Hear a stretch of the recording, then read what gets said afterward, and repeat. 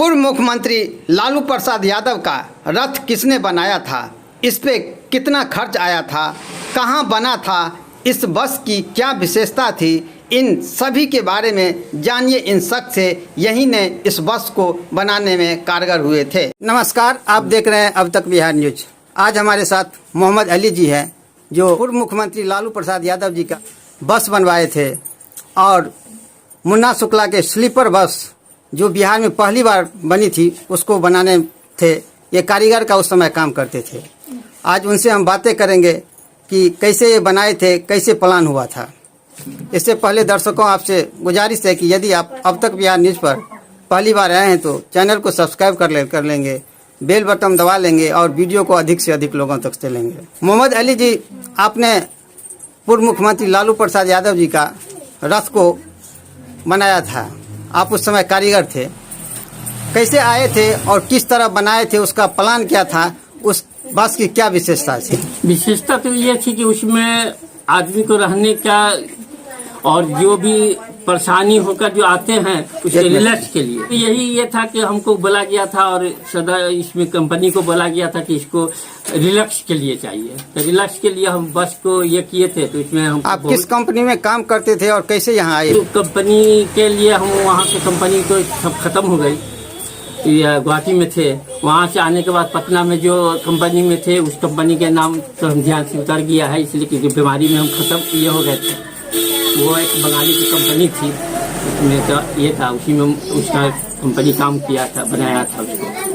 तो उसमें यही है कि एक बेड दिया गया था और 3 आदमी को बैठ के सोफा दिया गया था। बगल में एक बाथरूम थी।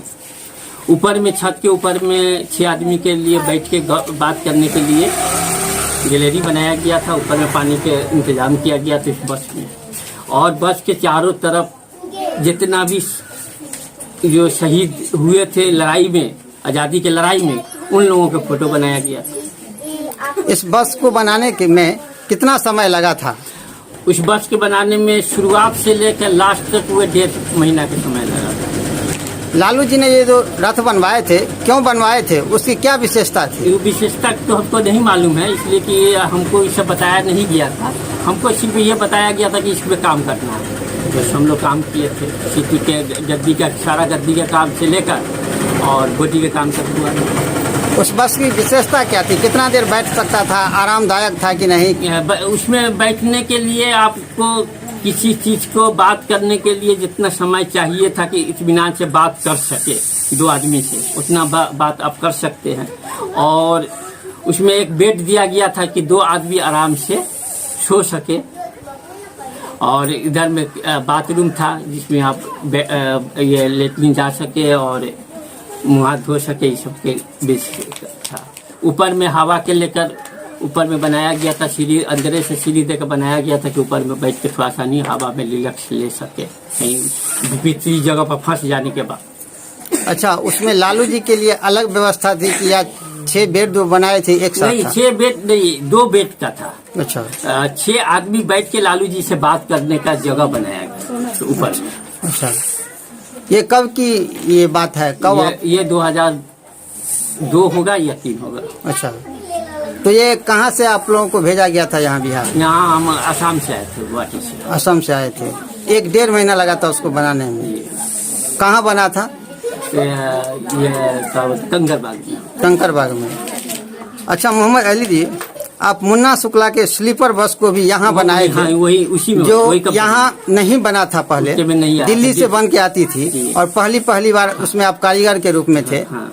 कब बना था, कैसे बना था और उसमें कितना समय लगा था? उसी समय के आसपास में है। उससे बाद में यानी 1 साल के बाद शायद हुआ होगा। उसी समय के आसपास, ये 2003 या 4 होगा। तो स्लीपर बस में कितना कारीगर उसमें उस समय काम करते थे? ये तो नहीं, इसका तो कोई गिनती नहीं है। उसमें भी 2 महीना, 2-2.5 महीना का टाइम लगा था। अच्छा, आप पहले काम करते थे, उस समय आपकी क्या मजदूरी थी और आप क्यों एकाएक छोड़ दिए? हमारे पास ब्रेन हेमरेज करने का ये हुआ, इसलिए वो कंपनी हमको छोड़ दी। कब की घटना है? ये 2007 की साइड है। उस समय कितना आपको वहाँ मिलता था? उस टाइम वहाँ पर मिलता था हमको 18,000 रुपया पेमेंट मिलता था। उसके अलावा घर खर्चा मिलता था, हाउस रूम मिलता था। तो इसके बाद क्या हुआ? वहाँ गया तो कंपनी हमको नहीं रखी। ब्रेन हेमरेज हुआ तो कितने साल तक आप कंपनी छोड़ दिए थे? वो कंपनी उसी टाइम में हमको कंपनी भेज दिया था यहाँ। अच्छा, दिल्ली एम्स में इलाज हुआ। उसके बाद तो अभी आप क्या कर रहे हैं? अभी कुछ नहीं कर रहे हैं, घर पर यहाँ आके बैठे हुए। यही है कि अभी सिलाई सेंटर के हिसाब किए हैं, इसमें अब देखिए यानी महिलाओं को आत्मनिर्भर बनाने में जुटे हुए कोशिश कर रहे हैं।